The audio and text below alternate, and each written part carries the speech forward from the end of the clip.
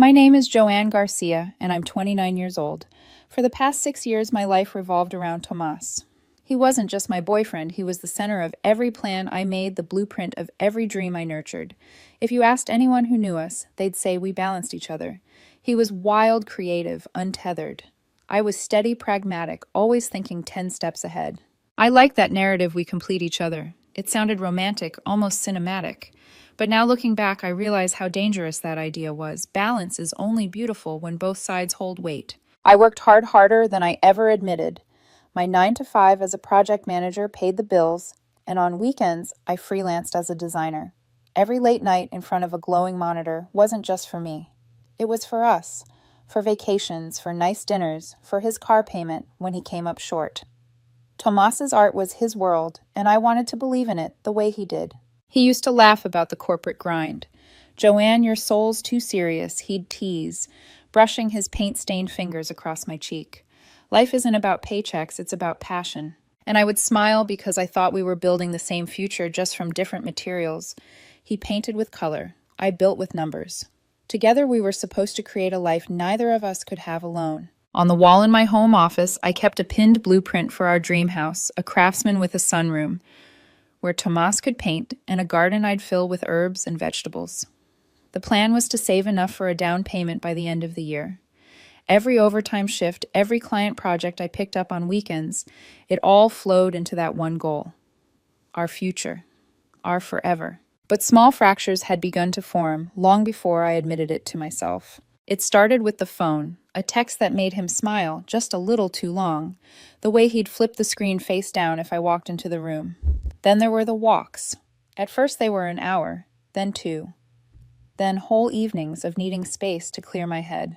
I told myself not to worry. Everyone needs time alone. Everyone needs friends. But the Tomas I had fallen for used to come home buzzing with stories, spilling his thoughts into my lap like marbles rolling across the floor. Now he guarded them like state secrets. The silence between us was louder than any fight we'd ever had. It all came to a head one Thursday evening. I was hunched over my desk finalizing a client's design mock-up when I heard his closet door slide open. He emerged in a pressed shirt I hadn't seen him wear in months, dark jeans, hair styled with more care than usual. For a moment, I thought he might be taking me out. But when I asked, he said, "I'm meeting Maya. You know she's in my new collective." Maya. That name had been surfacing more and more lately, floating into our conversations like smoke. He spoke about her like she was some kind of muse, an oracle with answers the rest of us were too practical to hear. A visionary, he called her once. I set my pen down and turned in my chair, studying him. "Tomas, you've been different lately." He fiddled with his phone thumb, scrolling without purpose. "Different how? You're distant. You're gone for hours. And when you're here, it feels like you're not." He let out a sharp breath, a frustrated sigh that cut through the room. "Joanne, don't do this. Not tonight." Then when I asked quietly, my voice trembled, but I forced the words out. "Because I can't keep pretending we're fine. I need to know. Is there something going on with you and this Maya?" That was the moment. The pivot. He finally looked up from his phone, and the eyes I met weren't the same ones I'd fallen in love with. There was no warmth, no tenderness, just a flicker of annoyance, like I was a problem he needed to solve quickly. And then he said it. "I don't have to justify my decisions to you, Joanne." The words landed like a blade through my chest. I didn't argue. I didn't scream. My throat was dry, my heart pounding, but no sound came out. He slipped his shoes on, grabbed his jacket, and left the apartment with a slam of the door. The silence afterward was suffocating, yet it was also clarifying. It wasn't the silence of waiting for someone to come back. It was the silence of someone realizing the person they thought they knew was already gone. That night I didn't sleep. I just lay on my back, staring at the faint glow of the city lights filtering through the blinds. I saw the sunroom in my mind, the one I'd planned for him to paint in, the garden I'd dreamed of planting, the shared mornings that would never come. All of it, I realized, was a lie. By dawn, the truth had settled in like frost across glass. My world hadn't shattered.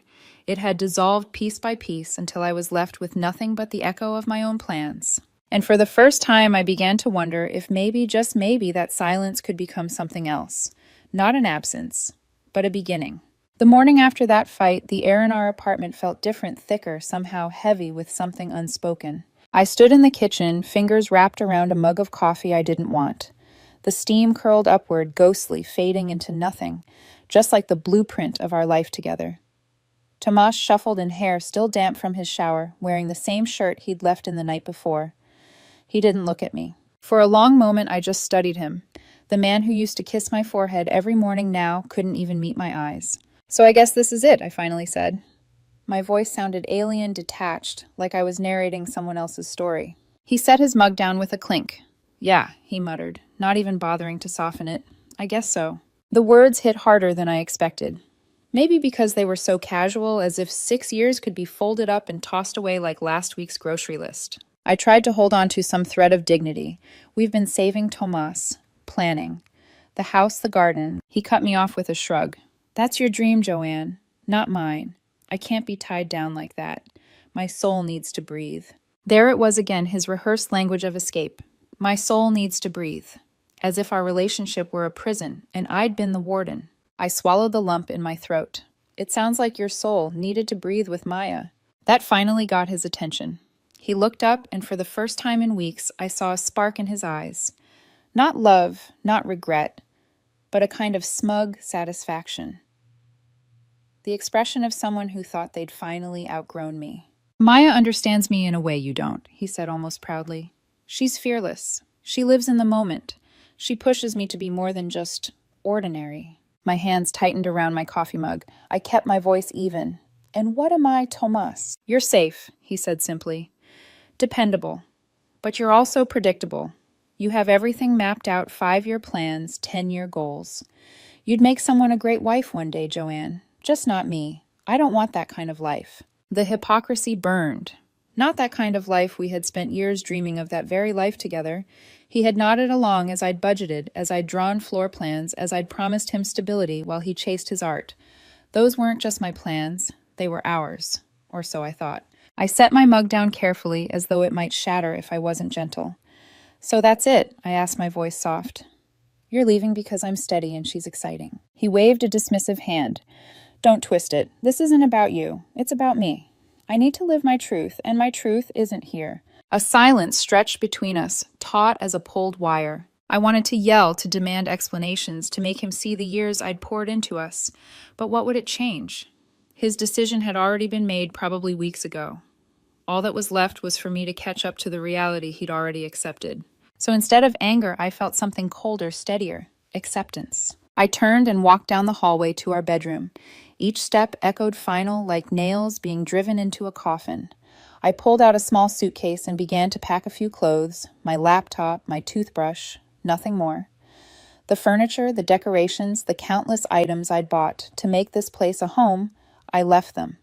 They weren't mine anymore. They belonged to the ghost of the life we never really had. When I emerged, he was still in the kitchen, scrolling idly through his phone as if waiting for me to beg. I didn't. I pulled my apartment key from my pocket and set it gently on the counter next to his coffee. The metallic clink was louder than any argument could have been. For the first time, he looked unsettled. His smirk faltered. But I didn't give him the satisfaction of words. I just shouldered my bag and walked to the door. The soft click as it closed behind me was the end of everything. The first few nights blurred together. I slept on my friend Claire's couch, her dog curling at my feet, as if sensing I needed something warm beside me. Every morning I woke with a hollow ache in my chest. But alongside that ache was something else: silence.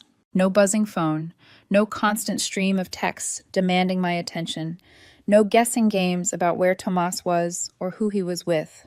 Just silence. At first it stung. The absence of him was everywhere, in the empty bed, in the lack of goodnight texts, in the quiet dinners for one. But slowly, almost imperceptibly, that silence began to feel different, lighter. For the first time in years, I didn't have to orbit someone else's chaos. I didn't have to worry about keeping him grounded or making sure the bills were paid. I was free. A week later, I found a new apartment. It was smaller, a little more expensive, but it was mine. I painted the walls the deep teal I loved, not the muted beige Tomas once insisted was spiritually calming. I bought tools instead of new furniture and built myself a custom workbench for the woodworking projects I'd abandoned years ago. The hum of a saw, the scent of fresh-cut oak. It filled my evenings with something that wasn't grief, wasn't longing. It was creation, my creation. I could feel the old me, the Joanne, who once had hobbies and passions, before she became Thomas's safety net slowly resurfacing. But in the quiet hours when the sawdust settled and the night grew still, the memories returned. His dismissive smile, the smug way he said Maya's name, the way he reduced 6 years to nothing more than a detour on his path to freedom. And though I tried not to admit it, the whispers in the back of my mind began again. Questions, suspicions, a low hum of dread. What if his so-called freedom wasn't what it seemed?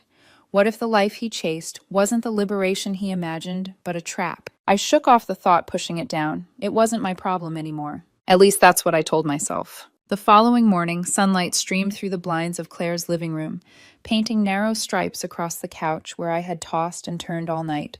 Her dog Murphy stirred at my feet and pressed his warm head against my ankle, as if sensing the heaviness in me. I had left Tomas behind, left the key, left the blueprint of our life. Yet as I sat up and rubbed my tired eyes, I realized it still didn't feel real.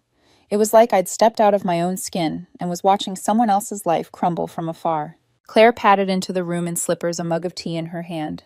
"How are you holding up?" she asked, her voice soft, cautious. I wanted to lie to say I was fine, but my throat ached with honesty. It feels like I died.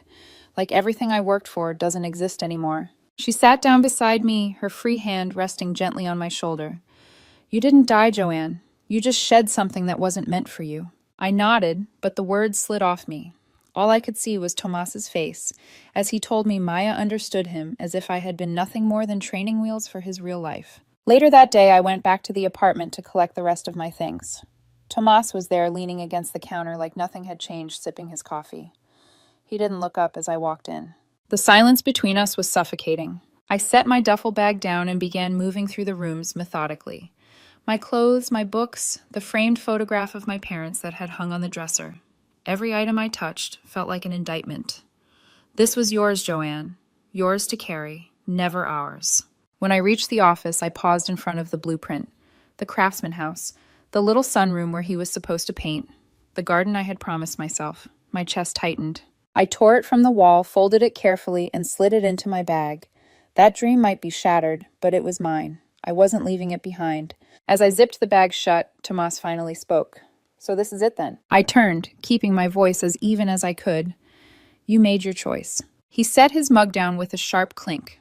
"You always were dramatic. I told you I need freedom. I can't be tied down to mortgages and timelines. Maya, she gets it. She's not afraid to take risks." I studied him for a long moment.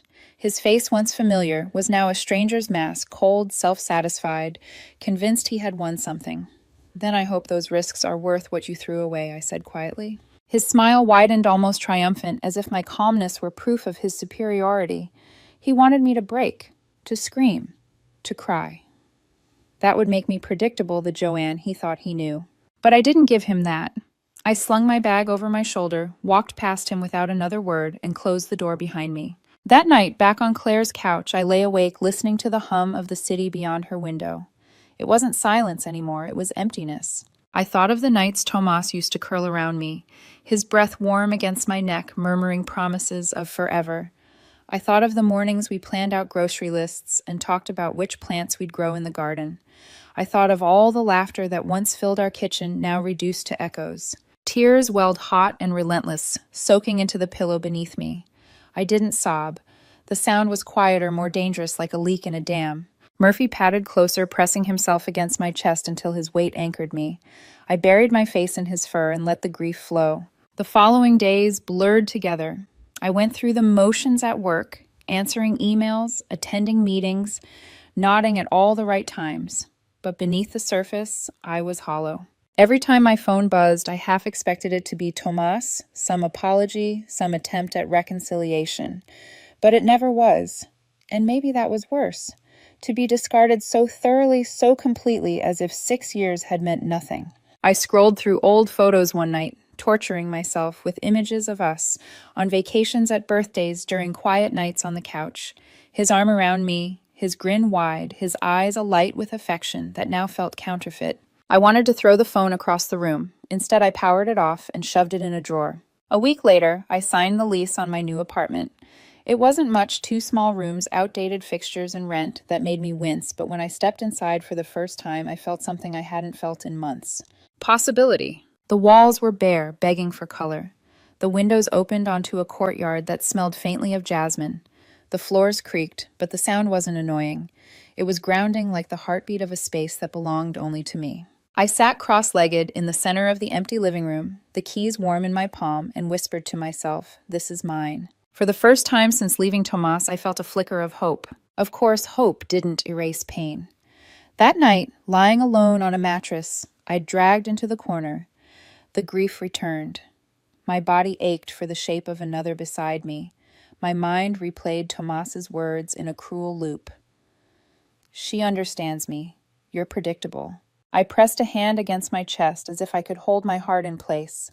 The silence was no longer suffocating, but it was still vast, still heavy. And yet beneath the sorrow, something stirred, a quiet defiance. I had been Tomas's anchor for years, his stability, his foundation. He had chosen to walk away. Fine, let him. Now I would learn to be my own anchor. In the weeks that followed, I filled the apartment with pieces of myself. I painted the bedroom a shade of teal Tomas had once called too cold. I built a workbench in the living room, the sound of my saw replacing the sound of his laughter. I cooked dinners for one and discovered the strange joy of eating exactly what I wanted when I wanted it. It wasn't easy. Grief clung like a shadow, but every day it thinned a little more. And slowly, almost imperceptibly, the whispers of doubt began to shift. No longer, why wasn't I enough, but what could I become now that I'm free? Still in the quiet moments, the memory of Tomas's smug smile haunted me. His words, his certainty, that Maya was the one who understood him, echoed in my mind like a taunt. It was almost a relief when the whispers from outside reached me, a mutual friend hinting that Tomas's grand new life might not be the liberation he'd promised himself. At the time, I brushed it off. I told myself I didn't care, that it wasn't my problem anymore. But deep down, a seed had been planted, a seed that would soon grow into something I hadn't expected: vindication. The weeks after moving into my new apartment were a strange blend of grief and rebirth. At first, the place felt like a cavern. The walls echoed when I spoke. The refrigerator hummed too loudly. At night, I lay awake listening to every creak, every gust of wind pressing against the old windows. Silence wasn't the balm I thought it would be. It was a weight pressing against my chest.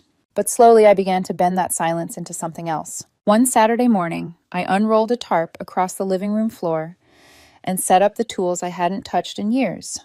The first slice of the saw through oak filled the room with a sound I had almost forgotten: the growl of creation, the hum of possibility. Sawdust floated in the air, catching the sunlight like flecks of gold. For hours I lost myself in the rhythm of it. The scrape of sandpaper, the sharp scent of wood, the soft thud of hammer against nail.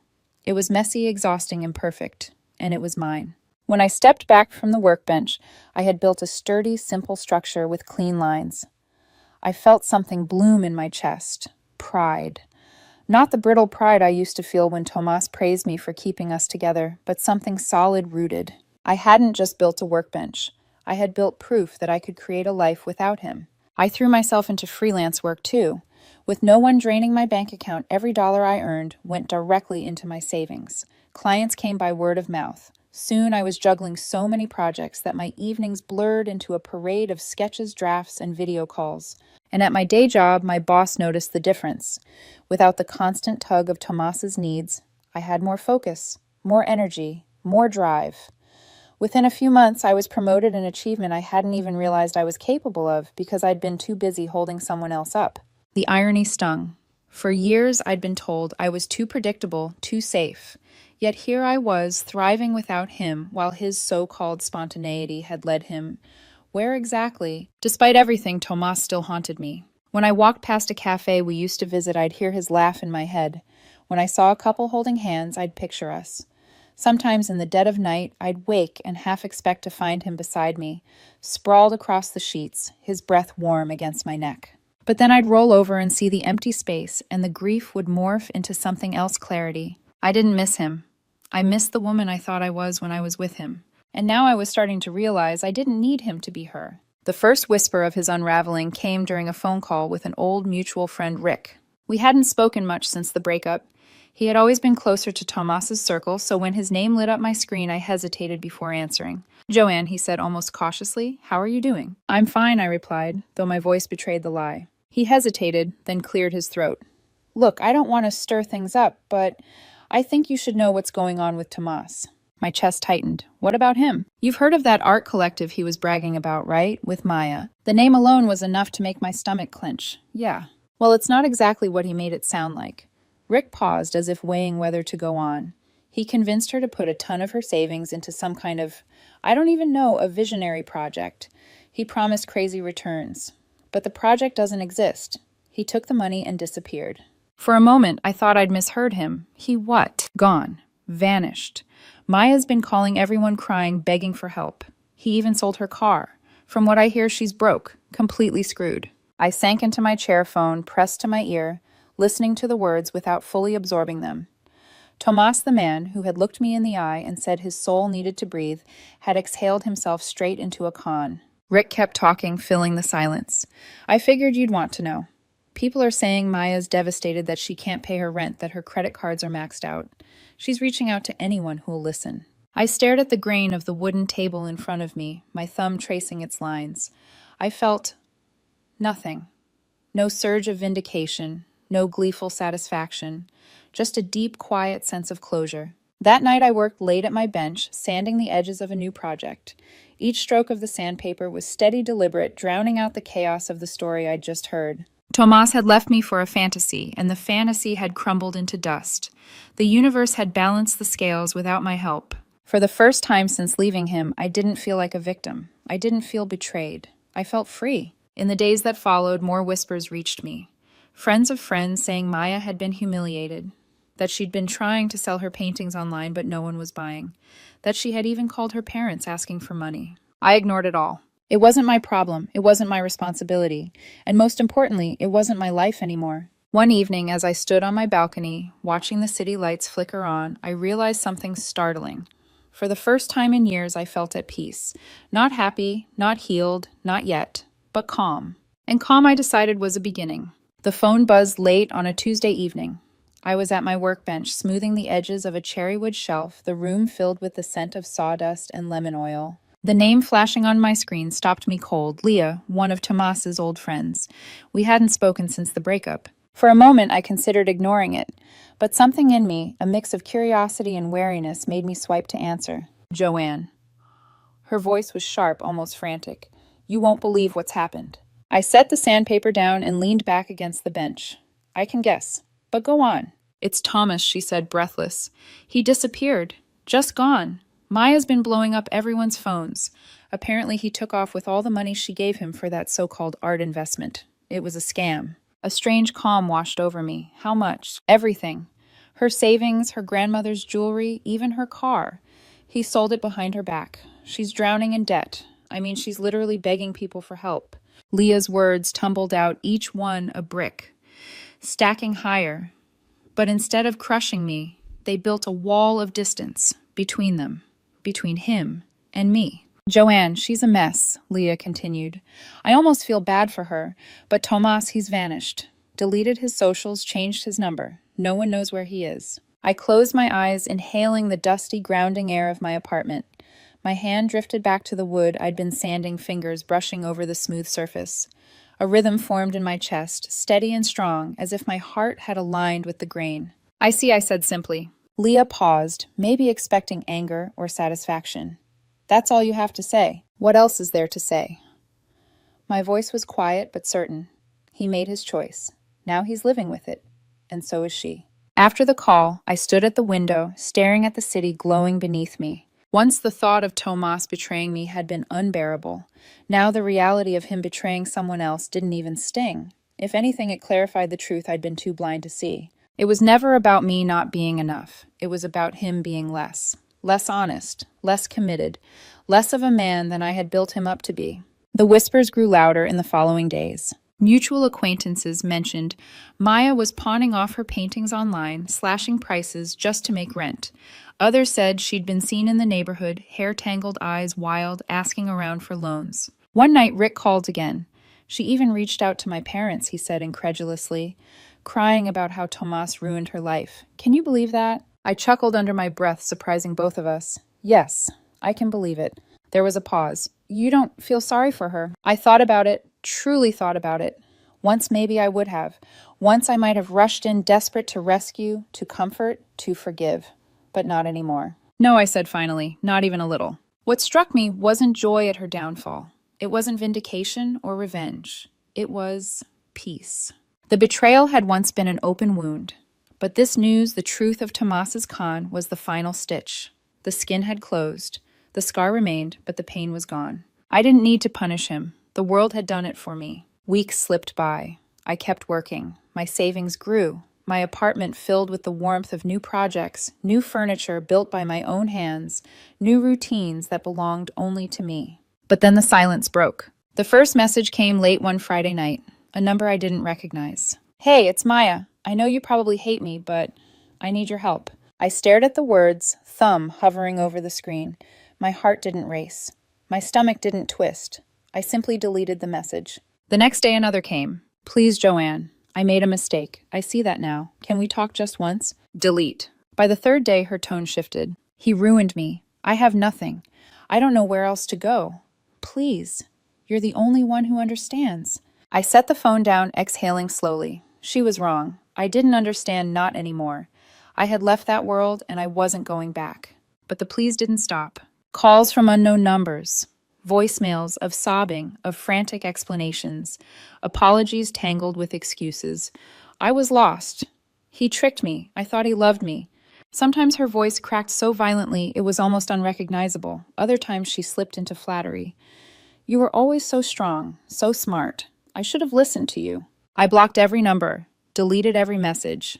Each action was another stone placed firmly on the boundary I was building between myself and the wreckage of my past. Then came the pressure from others. Leah messaged again. She really needs a friend, Joanne. I know things ended badly, but you two were close once. Can't you just talk to her? Rick called to say Maya had shown up at his office crying in the lobby, insisting she had nowhere else to go. Even Claire shook her head when I told her, You're stronger than I am, I'd probably cave, but I get it, you don't owe her anything. That word owe clung to me. No, I didn't owe her, or Tomas, or anyone. For years I had been the dependable one, the rock, the anchor. And where had it left me? Broken. Not anymore. One evening, after ignoring another string of desperate calls, I returned to my bench. The half-finished shelf waited for me, patient and unassuming. I ran my fingers along the smooth edge, listening to the silence around me. The only sound was the steady rhythm of my own breath. And in that moment, I realized I didn't just survive Tomas's betrayal, I had outgrown it. The world had shown me who he really was, who Maya really was, and who I no longer had to be. The night air outside my apartment had grown cooler. Autumn had crept into the city, quietly painting the trees gold and rust. I sat by the window with a mug of tea, my phone face down on the table. It buzzed once, twice, then again. Different numbers, same desperation. Joanne, please, just hear me out. I know I hurt you, but I've lost everything. You're the only one who can understand what he did to me. I read the first few, then stopped. Delete, block, delete, block. The cycle became as routine as brushing my teeth. But the messages didn't fade, they multiplied. Soon the calls came not just from Maya, but from her friends. People I hadn't spoken to in years suddenly remembered my number. Joanne, come on, one voicemail began dripping with forced sweetness. She's in such a fragile place. Don't you think she's been punished enough? Another text arrived from an old acquaintance. You two were like sisters once. Doesn't that mean anything? I stared at the words until the screen dimmed. Sisters. The irony burned. A sister doesn't steal the life you built. A sister doesn't gloat while she takes what you loved. No, whatever Maya had been to me, it wasn't family. The final push came from her mother. I answered only because the number was familiar. I had met the woman once, years ago, at an art show Tomas dragged me to. Her voice was sharp cold, the kind of tone honed from a lifetime of getting what she wanted. Joanne, I can't believe you, she snapped. Maya is in pieces and you refuse to help her, after all the time you two spent together. With all due respect, I said evenly, Maya's problems aren't mine to fix. That's heartless. You know what Tomas did to her. She trusted him and now she has no one. She had someone, I reminded her quietly. She had me, and she threw me away. There was a stunned pause followed by a scoff. So you're just going to let her spiral? You think that makes you better than her? I almost laughed. Better no, just freer. I'm not her keeper, I said, my voice steady, and neither are you. If she wants to rebuild her life, she'll have to do it herself. Before she could respond, I ended the call and blocked the number. My hand trembled slightly, but not from fear, from relief. One more chain severed. Still, Maya's persistence escalated. Her text shifted from pleading to bitter. You think you're so much better than me, don't you? You're nothing without him. At least I lived. Coward. Predictable little coward. You'll die alone. Each message was like watching her peel away another layer of her mask. The confident, arrogant woman who once paraded Thomas in front of me was gone. What remained was raw, unraveling, desperate. And strangely, that made it easier to ignore her. By then, my own life had begun to quietly expand. I wasn't dating seriously, but I'd started saying yes to invitations again. Coffee with coworkers, gallery openings, a trivia night at a bar down the street. I laughed more, even flirted once or twice. But more importantly, I was learning to enjoy my own company. Saturday mornings spent running through the park. Evenings at my bench, hands stained with wood dust. Dinners cooked to my own taste, eaten in the quiet satisfaction of knowing no one else had a claim to my effort. Every small act of independence was a brick in the fortress I was building around my peace. Until one morning, 6 months after I left Thomas, the ghost of my past materialized in flesh. I had just finished a run sweat cooling on my skin as I rounded the corner to my building. My breath came steady, my muscles humming with exertion. For once, my mind was blissfully empty. Then I saw her. Maya stood across the street, arms wrapped around herself, hair a tangled mess. The crisp blazer she used to flaunt at exhibitions had been replaced with a thin, wrinkled sweater. Her eyes, once alight with smugness, were hollow, ringed with shadows. For a second, I froze. It was like watching a ghost step out of memory and into daylight. She spotted me immediately. Her lips parted and her voice cracked across the quiet street. Joanne. I adjusted my headphones, pretending I hadn't heard. But she darted forward, crossing traffic without looking desperation in every step. Joanne, please wait. I stopped my heartbeat not from the run, but from the sudden collision of past and present. She stood inches away, trembling tears streaking down her cheeks. I'm so sorry, she sobbed, voice breaking. I was stupid. I was arrogant. I thought Tomas was everything, and now he ruined me. He took everything, my savings, my cards, my car. I have nowhere to go. Her hand reached out, fingers trembling as if trying to grasp the version of me she once mocked. I shifted slightly, creating an invisible barrier between us. My voice was calm, quiet, but firm. What do you want from me, Maya? Just a place to stay. A couch. Just until I get back on my feet. You were my home once. Home. The word tasted bitter in my mouth. I stared at her, the woman who had once smiled with triumph, as she took Tomas from me, now reduced to this hollow figure begging for shelter. And in that moment, I realized the truth. She wasn't a ghost. She was just a person. Broken. Fallible, and no longer my responsibility. I took a deep breath. Do you remember when you said I was too safe, too predictable? When you told me I didn't understand freedom the way you did? Her eyes widened. She flinched as if the words themselves were knives. This, I gestured toward her, this is your freedom, and it has nothing to do with me. Her tears fell harder. Please, don't do this. I don't have anyone else. But I only shook my head. I'm not your safety net. Not now. Not ever again. Her sob echoed behind me as I walked past keys clutched in my fist. For the first time in months, I felt the weight of the past lifting thread by thread, as if I had finally cut the last tie binding me to her shadow. Maya's sobs trailed behind me as I climbed the steps to my apartment building. My hand trembled only slightly as I slid the key into the lock, but it wasn't fear. It was the last shiver of an old life breaking apart. Joanne. Her voice cracked across the courtyard. Don't walk away from me. Not after everything we've been through. I turned slowly, meeting her eyes one last time. She was shaking mascara streaking down her face, her thin sweater clinging to her frame like a desperate shield. Everything about her screamed lost. But instead of pity, I felt clarity. She staggered closer, clutching her arms. I know I was cruel. I know I hurt you, but I was stupid blind. Tomas tricked me. He took everything. Please, Joanne, I need a place to breathe. Just for a while. I let her words hang in the air, heavy and trembling. Then I asked quietly, Do you remember what you told me the night you left with him? Her breath hitched. She looked away. You said you didn't have to justify your decisions to me. My voice was calm, steady. And you were right. You didn't. You made your choice. And this, I gestured to her crumpled figure. This is the consequence of it." Her eyes filled with fresh tears. "That wasn't the real me. I cut her off. "It was exactly who you are.